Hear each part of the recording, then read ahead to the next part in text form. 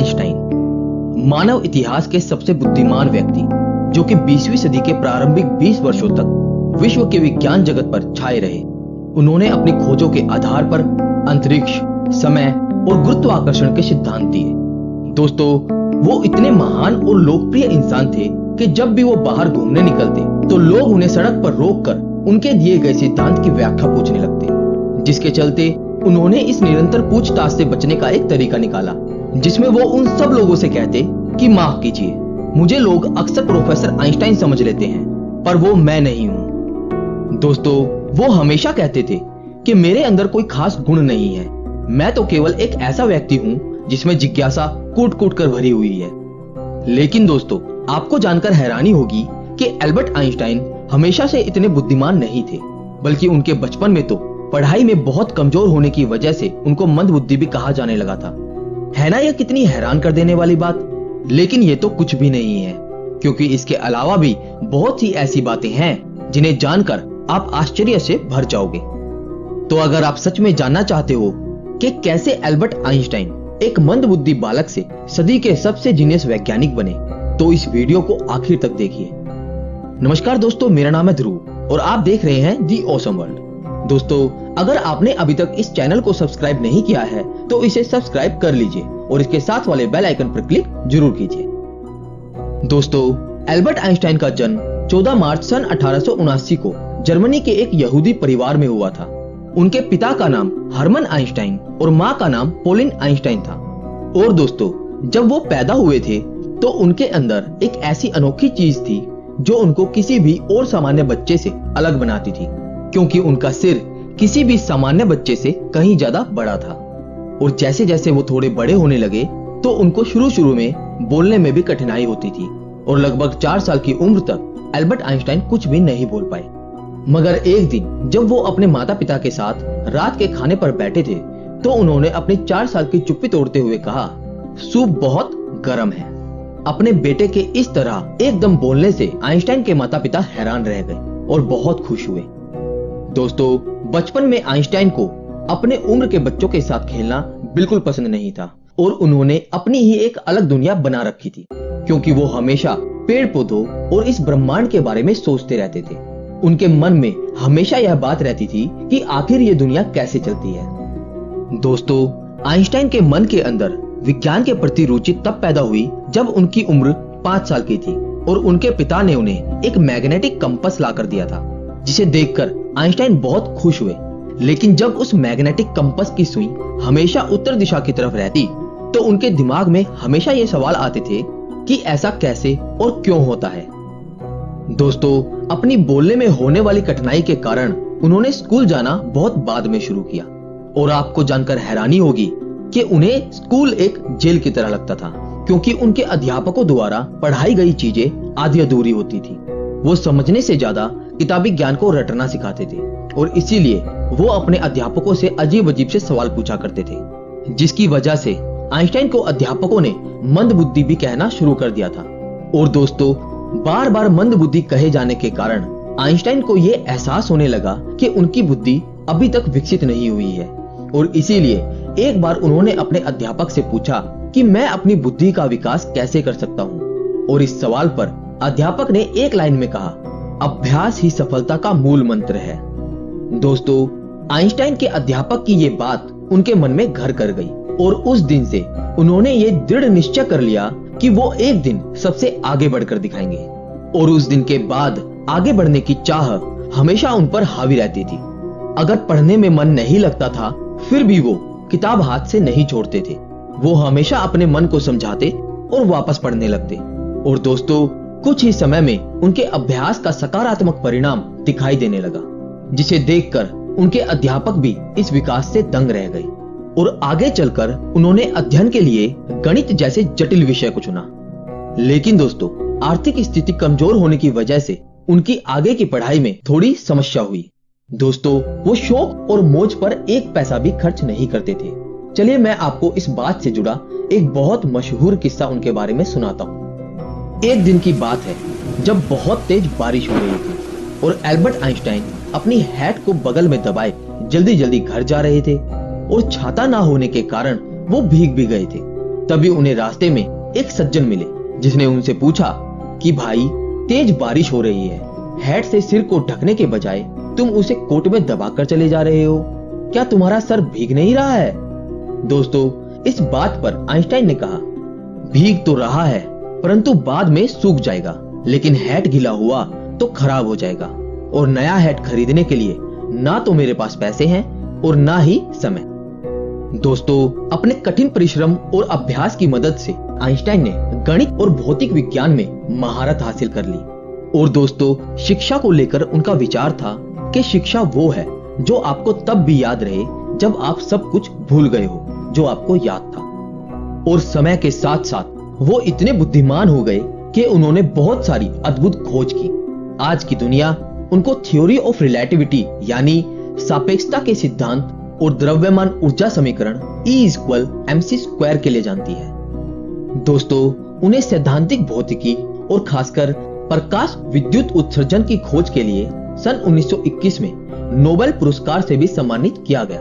और सन 1952 में अमेरिका ने आइंस्टाइन को इजराइल का राष्ट्रपति बनने की पेशकश की, परंतु आइंस्टाइन ने उनका प्रस्ताव ये कहकर ठुकरा दिया कि वह राजनीति के लिए नहीं बने हैं। दोस्तों, उन्होंने दिखा दिया कि एक मंदबुद्धि लड़का भी अपनी मेहनत, लगन और परिश्रम के बल पर संसार में कुछ भी कर सकता है। दोस्तों, एल्बर्ट आइंस्टाइन इतने बुद्धिमान थे कि वो अपने माइंड में ही पूरी रिसर्च को सोचकर पूरा प्लान कर लेते थे, जो उनके लैब के प्रयोग से ज्यादा सटीक होता था। और इसीलिए एल्बर्ट आइंस्टाइन हिस्ट्री के सबसे जीनियस व्यक्ति कहलाए, और इसीलिए उनके जन्मदिन 14 मार्च को पूरी दुनिया में जीनियस डे के रूप में मनाया जाता है। लेकिन दोस्तों, एल्बर्ट आइंस्टाइन का यह मानना था कि प्रत्येक इंसान जिसने धरती पर जन्म लिया है वो जीनियस है, लेकिन यदि आप किसी मछली को उसकी पेड़ पर चढ़ने की योग्यता से जज करोगे तो वो अपनी पूरी जिंदगी यह सोचकर जिएगी कि वो मूर्ख है। दोस्तों, निजी गतिविधियों के कारण आइंस्टाइन को जर्मनी छोड़कर अमेरिका में शरण लेनी पड़ी। वहां उन्हें बड़े बड़े विश्वविद्यालयों ने अपने यहाँ आचार्य का पद देने के लिए आमंत्रित किया। लेकिन दोस्तों, आइंस्टाइन ने प्रिंसटन विश्वविद्यालय को उसके शांत और बौद्धिक वातावरण के कारण चुन लिया। और जब आइंस्टाइन पहली बार प्रिंसटन पहुंचे तो वहां के प्रशासनिक अधिकारी ने उनसे कहा, आप प्रयोग के लिए आवश्यक उपकरणों की सूची दे दीजिए ताकि आपके कार्य के लिए उन्हें जल्दी ही उपलब्ध कराया जा सके। दोस्तों, इस बात पर आइंस्टाइन ने बड़ी ही सहजता से कहा कि आप मुझे केवल एक ब्लैक बोर्ड, कुछ चौक, कागज और पेंसिल दे दीजिए। यह सुनकर अधिकारी हैरान हो गया, और इससे पहले कि वह कुछ और कहता, आइंस्टाइन ने कहा, और हाँ, एक बड़ी टोकरी भी मंगा लीजिए, क्योंकि अपना काम करते समय मैं बहुत सारी गलतियां भी करता हूँ और छोटी टोकरी बहुत जल्दी रद्दी से भर जाती है। दोस्तों, आइंस्टाइन गलतियां करने से कभी नहीं डरते थे, बल्कि उनका कहना था कि जिस व्यक्ति ने कभी कोई गलती नहीं की उसने कभी कुछ नया करने की कोशिश नहीं की। दोस्तों, एल्बर्ट आइंस्टाइन बहुत अलग अलग तरह से प्रयोग करते थे। उनके प्रयोग करने का हर तरीका एक दूसरे से बहुत अलग होता था, क्योंकि वो कहते थे कि सबसे बड़ा पागलपन है एक ही चीज को बार बार करना और हमेशा अलग परिणाम की आशा करना। दोस्तों, अभी तक मैंने आपको एल्बर्ट आइंस्टाइन के बारे में वो सब बातें बताई जिससे पता चलता है कि वो कितने महान वैज्ञानिक थे। लेकिन दोस्तों, अब जो मैं आपको बताने जा रहा हूँ उसको सुन के आप चौंक जाएंगे, क्योंकि हमारे जीनियस नंबर 1 की याददाश्त कुछ खास अच्छी नहीं थी। उन्हें डेट्स और फोन नंबर्स याद रखने में बहुत मुश्किल होती थी। यहाँ तक कि जब एक बार आइंस्टाइन के एक सहकर्मी ने उनसे उनका टेलीफोन नंबर पूछा तो आइंस्टाइन पास रखी टेलीफोन डायरेक्टरी में अपना नंबर ढूंढने लगे। सहकर्मी चकित होकर बोला, आपको अपना खुद का टेलीफोन नंबर भी याद नहीं है? तो आइंस्टाइन ने कहा, नहीं, भला मैं ऐसी किसी भी चीज को क्यों याद रखूं जो मुझे किताब में ढूंढने से आसानी से मिल जाती है। दोस्तों, एल्बर्ट आइंस्टाइन व्यवहारिक दुनिया की भी बहुत सी बातों को अक्सर भूल जाया करते थे। चलिए इस बात से जुड़े कुछ किस्से मैं आपको सुनाता हूँ। पहला किस्सा, एक बार की बात है जब आइंस्टाइन प्रिंसटन यूनिवर्सिटी में कार्यरत थे, तो एक दिन यूनिवर्सिटी से घर वापस आते समय वो अपने घर का पता ही भूल गए। यद्यपि प्रिंसटन के अधिकतर लोग आइंस्टाइन को पहचानते थे, लेकिन जिस टैक्सी में वो बैठे थे उसका ड्राइवर उन्हें नहीं पहचानता था। आइंस्टाइन ने ड्राइवर से कहा, क्या तुम्हें आइंस्टाइन का पता मालूम है? ड्राइवर ने जवाब दिया, प्रिंसटन में भला कौन उनका पता नहीं जानता। यदि आप उनसे मिलना चाहते हैं तो मैं आपको उनके घर पहुंचा सकता हूं। तब आइंस्टाइन ने ड्राइवर को बताया कि वो स्वयं ही आइंस्टाइन है और अपने घर का पता भूल गए हैं। यह जानकर ड्राइवर ने उन्हें उनके घर तक पहुंचाया और आइंस्टाइन के बार बार आग्रह करने के बावजूद भी टैक्सी का किराया नहीं लिया। दूसरा किस्सा, एक बार आइंस्टाइन प्रिंसटन से कहीं जाने के लिए ट्रेन से सफर कर रहे थे, लेकिन जब टिकट चेकर उनके पास आया तो वो अपनी टिकट ढूंढने के लिए जेबें टटोलने लगे और जेब में टिकट ना मिलने पर उन्होंने अपने सूटकेस को चेक किया और जब सूटकेस में भी टिकट नहीं मिला तो वो अपनी सीट के आसपास खोजने लगे। दोस्तों, टिकट चेकर आइंस्टाइन को अच्छी प्रकार से पहचानता था, इसलिए उसने कहा कि यदि आपकी टिकट गुम हो गई है तो कोई बात नहीं, मुझे विश्वास है कि आपने टिकट जरूर खरीदी होगी। और ये कहकर चेकर दूसरे यात्रियों की टिकट चेक करने लगा। लेकिन जब उसने देखा कि आइंस्टाइन अपनी सीट के नीचे अभी तक टिकट ढूंढ रहे हैं, तब चेकर ने फिर से उनसे कहा कि वो टिकट के लिए परेशान ना हो, उनसे टिकट नहीं मांगा जाएगा।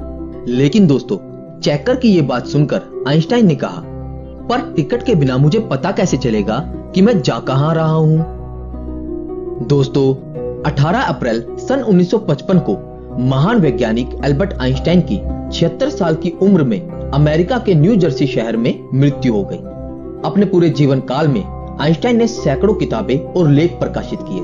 उन्होंने 300 से अधिक वैज्ञानिक और 150 गैर वैज्ञानिक शोध पत्र प्रकाशित किए। दोस्तों, आज हम विज्ञान के जिन आविष्कारों का उपयोग अपने दैनिक जीवन में कर रहे हैं और इंटरनेट, सैटेलाइट के द्वारा जो जानकारियां हमें प्राप्त हो रही हैं, उन सभी आविष्कारों में एल्बर्ट आइंस्टाइन का भी महान योगदान है। और यहाँ तक कि उनके दिए गए अनेकों सिद्धांतों की बदौलत ही आज नए नए आविष्कार संभव हो पा रहे हैं। लेकिन दोस्तों, आइंस्टाइन को अपने जीवन में सबसे ज्यादा दुख तब हुआ था जब उनके वैज्ञानिक आविष्कारों के कारण बाद में परमाणु बम का आविष्कार हुआ था, जिससे कि हिरोशिमा और नागासाकी जैसे नगर ध्वस्त हो गए थे। दोस्तों, आइंस्टाइन की मृत्यु के बाद उनके शव परीक्षण के दौरान एक रोग वैज्ञानी ने आइंस्टाइन के परिवार की अनुमति के बिना उनका दिमाग निकाल लिया था और यह अनैतिक कार्य डॉक्टर थॉमस हार्वे ने उनके दिमाग पर रिसर्च करने के लिए किया था। उसके बाद आइंस्टाइन का दिमाग 20 सालों तक एक जार में बंद रहा और सन 1975 में उनके बेटे हैंस की आज्ञा से उनके दिमाग को 240 भागों में बांटकर कई वैज्ञानिकों के पास भेजा गया, जिनको जांचने के बाद उन्होंने पाया कि उनके दिमाग में किसी भी आम इंसान से ज्यादा सेल्स मौजूद थे। तो दोस्तों, आज के लिए बस इतना ही। और अगर आप जानना चाहते हैं थॉमस एल्वा एडिसन और शहीद भगत सिंह के जीवन के बारे में, तो हमारी इससे पहले वाली वीडियो जरूर देखिए, जिनका लिंक आपको ऊपर एंड स्क्रीन पे और नीचे डिस्क्रिप्शन में मिल जाएगा। दोस्तों, अगर आपको वीडियो अच्छी लगी तो इसे लाइक और शेयर करना ना भूलें। Thanks for watching.